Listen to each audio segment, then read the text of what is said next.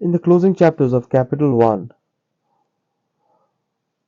in the closing chapters of Capital, Volume 1, Karl Marx turns his attention away from the smoke-filled factories of England and directs his gaze towards colonies. There in lands newly settled by Europeans, he finds not merely distant territories, but living laboratories in which hidden conditions of capitalist production reveal themselves with unusual clarity.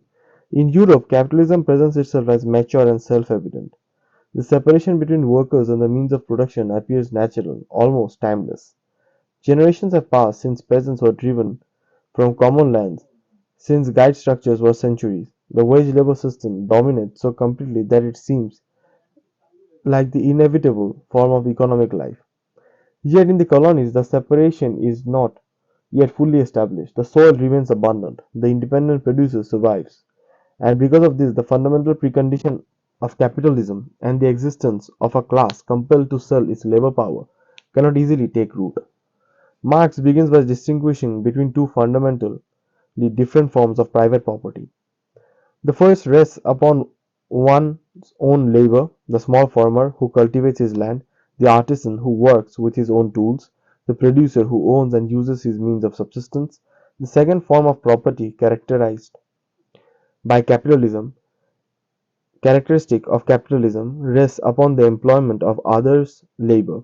It presupposes a social relation in which one class owns the conditions of production and other another must work for wages. Political economy. Marx argues deliberately confuses these two forms.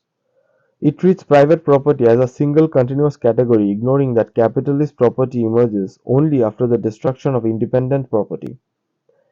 The one who doesn't grow peacefully alongside the other, it grows on its ruins.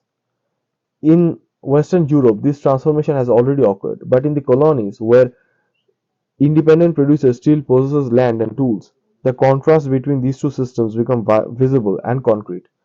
The colonial world therefore becomes a stage upon which conflict between two modes of production unfolds. On one side stands the capitalist, backed by the authority of the imperial state, armed not only with money and machinery but with legal and political power.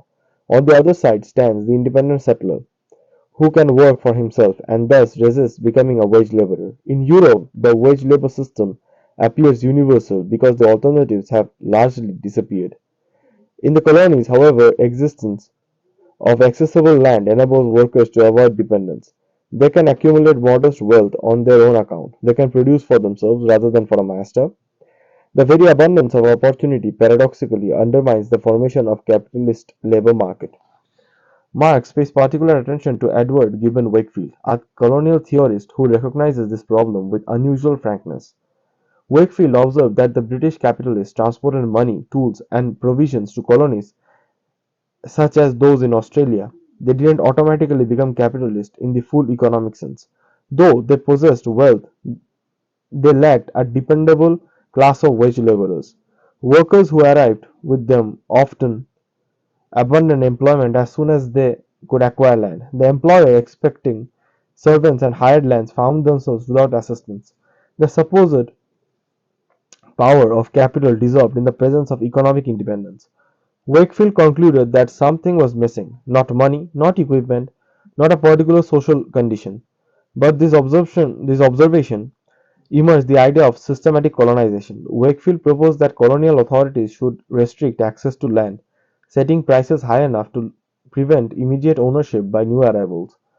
By limiting the ease with which settlers could become independent farmers, the system would compel them to work for wages until they had accumulated sufficient funds. In effect, this policy aimed to reproduce in the colonies the same class structure that had developed historically in Europe.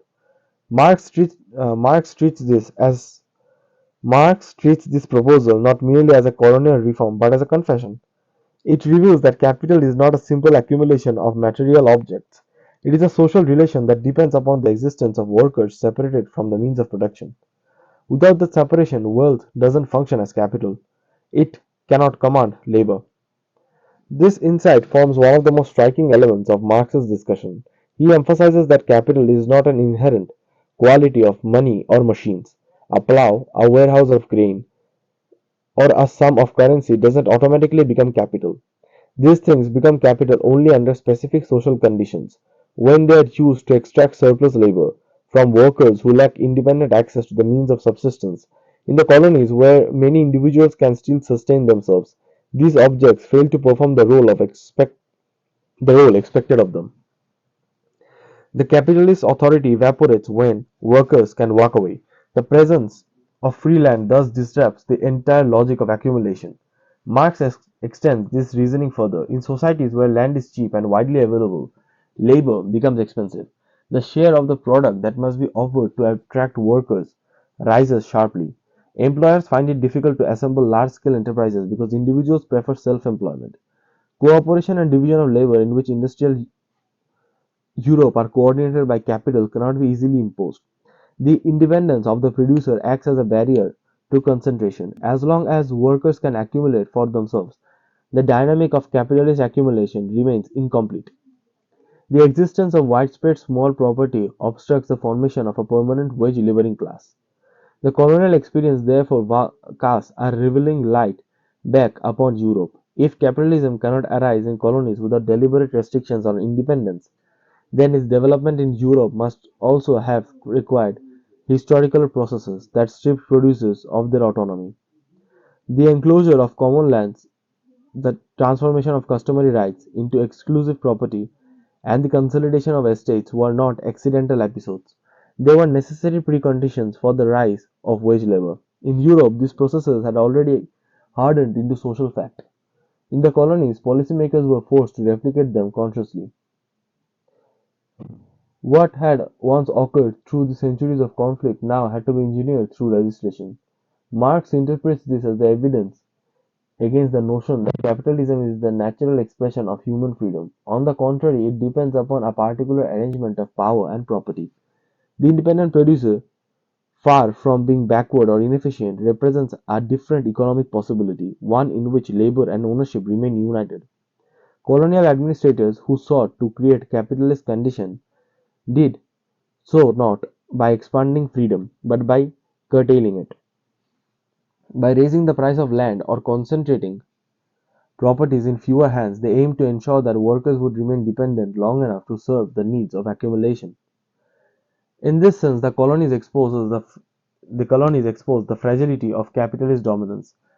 This system relies on the continued separation of laborers from the means of production. Whenever that separation weakens, whenever individuals regain access to land or tools, the leverage of capital diminishes. Marx doesn't romanticize colonial life. He recognizes that imperial power often intervened forcefully to secure economic interests, but he insists that the very need for such interventions reveals something fundamental. Capital doesn't sustain itself by moral persuasion or by intrinsic productivity of machines. It sustains itself through the maintenance of specific social relations. By the end of the chapter, the colonial world appears not as peripheral curiosity but as a mirror reflection of the essential structure of capitalist society.